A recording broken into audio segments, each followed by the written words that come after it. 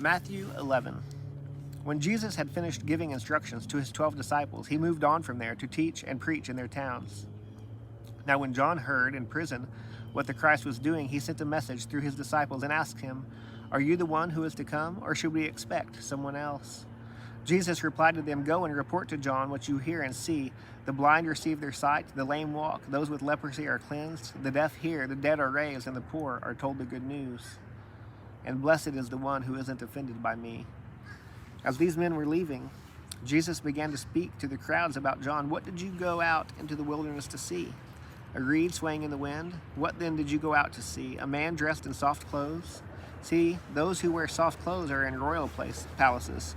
What then did you go out to see? A prophet? Yes, I tell you, and more than a prophet. This is the one about whom it is written, 'See, I am sending my messenger ahead of you. He will prepare your way before you.' Truly I tell you, among those born of women, no one greater than John the Baptist has appeared, but the least in the kingdom of heaven is greater than he. From the days of John the Baptist until now, the kingdom of heaven has been suffering violence, and the violent have been seizing it by force. For all the prophets in the law prophesied until John.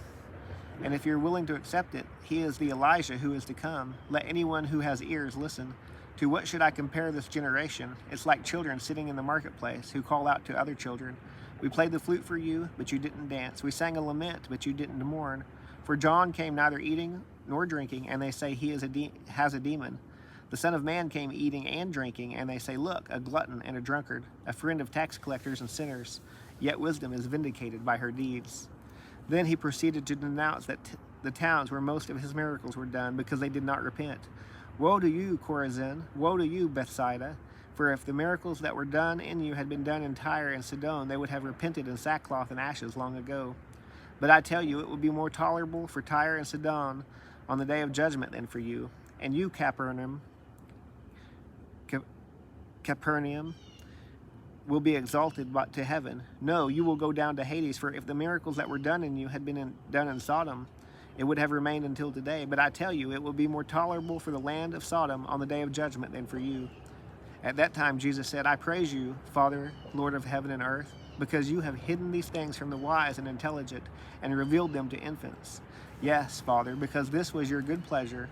All things have been entrusted to me by my Father. No one knows the Son except the Father, and no one knows the Father except the Son, and anyone to whom the Son desires to reveal him.